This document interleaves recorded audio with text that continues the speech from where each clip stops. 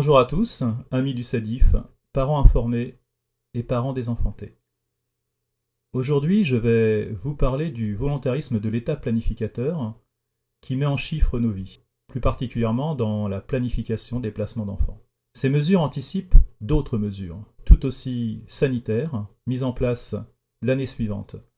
Le lien est évident et relève du test d'obéissance des populations.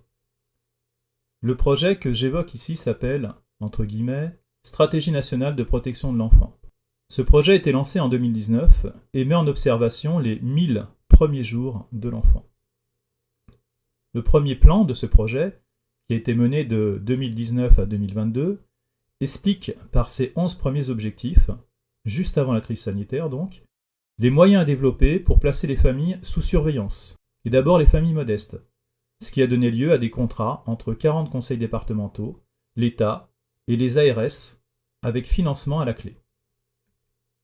Comme vous pourrez le constater, ces objectifs rentrent dans la logique « si tu ne vas pas à l'ASE, l'aide sociale à l'enfance, l'ASE, aide sociale à l'enfance, ira à toi ».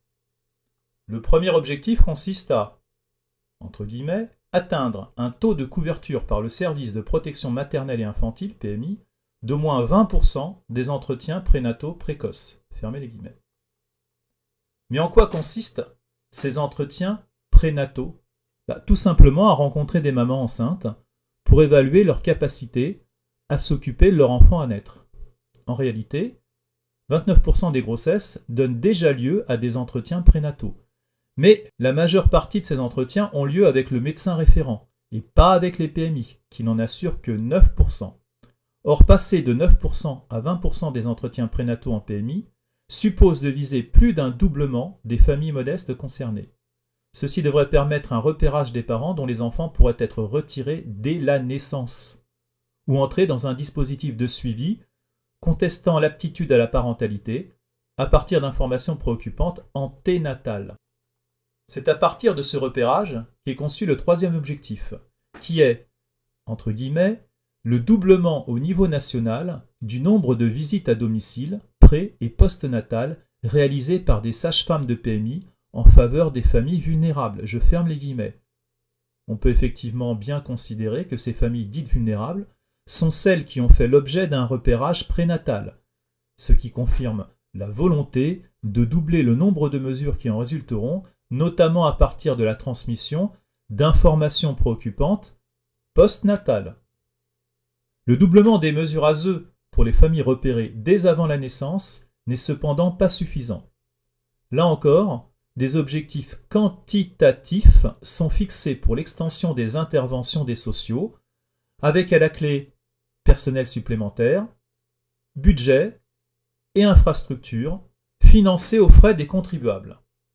Ainsi, ce sont, d'après le quatrième objectif, et là je le mets encore entre guillemets, au niveau national, au moins 15% des enfants qui bénéficieront de l'intervention à domicile d'infirmières puéricultrices de la PMI, en particulier jusqu'aux 2 ans de l'enfant, en faveur des familles vulnérables. Pensez au terme bénéficieront et en faveur. La réalité est tout le contraire. Doit-on alors considérer que 15% des familles françaises sont des cas sociaux ? C'est ce qui semble être posé avec une surveillance et des mesures pour 15% des enfants de moins de 2 ans. 15% ou 20%, puisque le cinquième objectif énonce que, entre guillemets, au niveau national, au moins 20% des enfants bénéficieront de consultations infantiles en PMI, correspondant à des examens de santé obligatoires du jeune enfant, en particulier pour les enfants jusqu'à 2 ans. Je ferme les guillemets. Il y aurait donc 20% de familles modestes et de potentiels cas sociaux, puisque si les 3/4 seront contrôlés à domicile, en réalité les moins fiables, un autre quart sera convoqué à la PMI. On constate actuellement que les conseils départementaux font le forcing pour inciter les parents à consulter les PMI, en mettant en avant la proximité, la bienveillance et la gratuité. Mais ce n'est pas encore assez. Ainsi, pour les parents qui ont échappé à ce criblage, le deuxième objectif est de, entre guillemets, faire progresser le nombre de bilans de santé en école maternelle réalisés par la PMI et se rapprocher du contenu de l'examen de santé tel que défini dans le carnet de santé. Je ferme les guillemets. Ceci permettra de dépister ce qui pourrait être considéré comme maltraitance ou délaissement, notamment à partir des courbes de croissance et de poids non conformes de troubles du comportement et de l'apprentissage suspectés, et ce dès la maternelle, opportunément rendu obligatoire dès l'âge de 3 ans, puisque l'on reste dans les 1000 premiers jours. La gestion de toutes les données de sociaux partagées entre les services de l'État, PMI, ASE, ARS, Éducation nationale, devrait permettre des mesures plus rapides, voire expéditives, puisque les 6e et 7e objectifs sont, j'ouvre les guillemets, le renforcement des moyens, des ressources et de la pluridisciplinarité des cellules de recueil des informations préoccupantes, pour atteindre sur l'ensemble du territoire un délai maximal de 3 mois par évaluation, en systématisant et renforçant les protocoles d'informations préoccupantes. Qu'est-ce que ça veut dire? Ça veut dire en fait que la surveillance va être renforcée.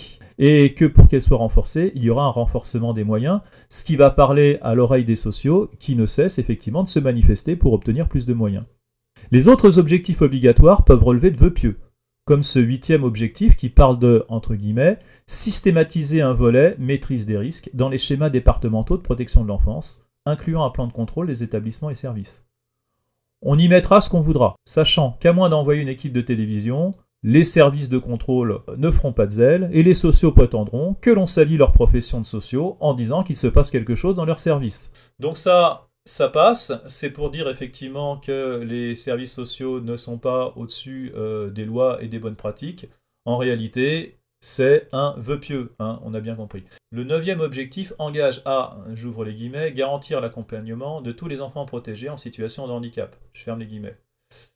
Ouais.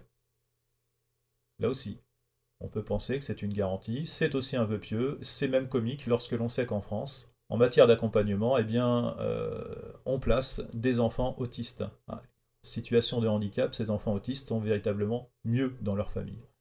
Les 10e et 11e objectifs visent à laver plus blanc que blanc les sociaux, puisqu'il s'agit de, j'ouvre les guillemets, systématiser la participation des enfants et des jeunes aux observatoires départementaux de la protection de l'enfance et de renforcer l'ODPE, je ferme les guillemets. Les enfants placés pourront donc donner leur avis. Enfin, ceux qui contestent leur placement et échappent au bourrage de crâne antifamilialiste ne sont pas certains d'être entendus. Voilà donc une mesure adoptée juste avant le grand contrôle social pandémique. On peut faire confiance au gouvernement pour que le filet se resserre encore davantage pour les familles. Mais ne laissons pas faire en commençant par s'abonner, faisant connaître en commentaire vos expériences de flicage familial. Voilà, je vous remercie et je vous invite tous à vous rapprocher du CEDIF.